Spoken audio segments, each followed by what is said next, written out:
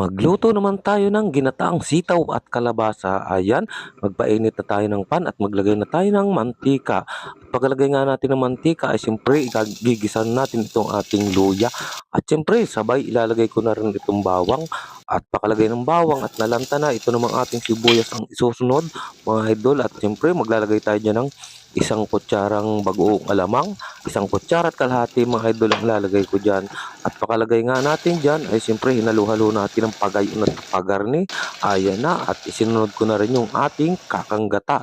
At pakalagay nga natin ang ating kakanggata ay siyempre nilagay ko na rin yung siling haba diyan. At sabay lagay ng paminta at hinalo-halo natin yan.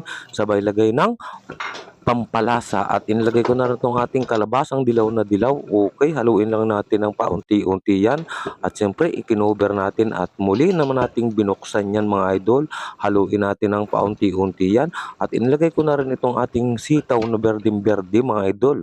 Ayan na. At ikinover uli natin yan ng ilang sandali hanggang sa lumambot. At binuksan na naman ni Kuya Nelson at naglagay tayo ng patis, konting patis lang yun mga idol, okay na at luto na nga mga idol yan at malambot na yung ating sitaw at kalabasa, tikman natin yan.